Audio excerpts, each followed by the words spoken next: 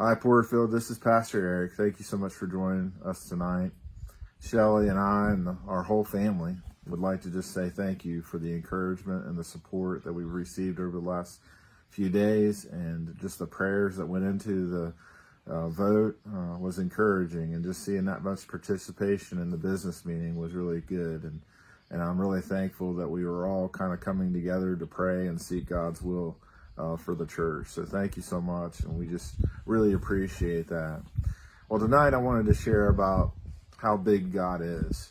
In Isaiah, we see this a lot of conversation that Isaiah and God are having, or God is speaking through Isaiah and writing some things down of questions and thoughts that God has when we come up against him and kind of maybe question him, or maybe we doubt him, or maybe we have fear. Maybe there's anxiety that we have, and anytime we have a change or things go a little bit differently, we kind of are asking God some questions. Maybe we think, God, do you really know what you're doing? And I know we've all been there, but I just wanted to share, because this Isaiah chapter 40, we think about the wings part, that will renew our strength like eagle's wings.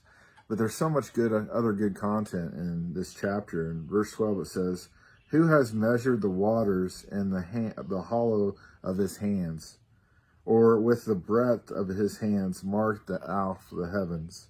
Who has held the dust of the earth in a basket, or weighed the mountains on a scale and the hills in a balance?" Wow. Just imagine that, taking the mountains and trying to hold them to where you could kind of put them on like a scale so you could see the weight of the mountains or the valleys or the hills. Or even thinking about marking off the water territory with your hand, or being able to mark off heaven with your hands and be able to go that detail to see how far it stretches out. Those are things that are impossible for us. There's no way we can measure the weight of a mountain.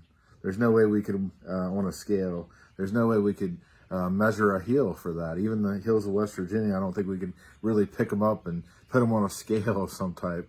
I don't think we really have anything of that magnitude. And then it continues in verse 13. "Who can fathom the Spirit of the Lord?" Which here it also might refer to, or might be really saying, the mind of the Lord. Who can fathom God's mind? Who can really comprehend or really fully understand it? How can we fully understand who God is and know him, in the sense that we kind of put God in a box? We can't put him in a box, because he's bigger than that. He's able to do more than that. Or instruct the Lord as his counselor. How can we give advice to God and say, God, you know better, or I know better in this situation than you do, and I'm kind of advising you, God, to do this, or you need to do this, God. Well, God knows exactly what needs done. What we need to be praying is for God's will to be done in our life, rather than seeking our will to be done for him, because he knows the end result. He knows the end game. And he works his way backwards, because he knows his purpose is there. He knows what's lying ahead. "Whom did the Lord consult to enlighten him?" So it's like God doesn't need counselors. I need people around me to counsel me. I mean, that's one thing about us human beings. We need to work with other people, but God didn't need that. God didn't need advisors to advise him. He knew. And this is the great thing about God, is that he is a righteous God. So he doesn't change. He's not fallible. He's perfect. So he doesn't need this counsel to guide him and direct him making the right decisions. And that's what it says here. "And who taught him the right way?" See, God already knows the right way. God's already set forth what the right way is. And you know what's encouraging about that too, is I just have this thought.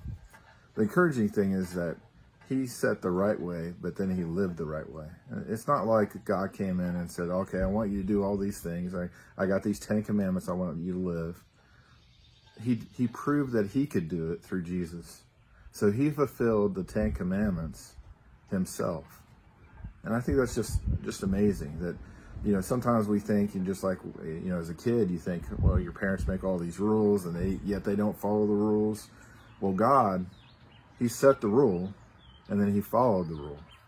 And that should give us such great encouragement to know that God is bound by his own words. He does what he says he's going to do, and he doesn't change it. He stays faithful, just like with Abraham. He promised Abraham, and he was faithful to Abraham, no matter what.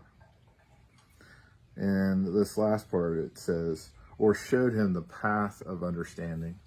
See, God understands. God knows. And this is another thing with Jesus, is that, we probably felt, maybe the people in the Old Testament felt, God, you don't really understand what it's like for me. You've never walked this life. You've never been here to see what it's like. You've never on this side of it. You never come down as a human being. And then, of course, Jesus comes into the picture, and he does that. He comes and he fulfills everything he's been asked, but he also comes with this enlightenment and this knowledge, and he has this understanding about what it is to be us. And he's always had that, but he proves it by Jesus. He proves it by Jesus fulfilling all those things, coming down as a human being, fully God, fully man, laying down his life for us. And so that's just such an encouraging thing to know that this God is bigger than we can contain. We can't measure God. We can't measure his abilities. He is this amazing spirit that can do these amazing things, and we can't put him in a box. We can't say that God just is this small, because he's not. And that's unfortunate when we do, because he's way bigger than what we can fathom, what we can imagine, what we can measure. Thank you so much for being here with us tonight. I hope you have a great evening, and God bless.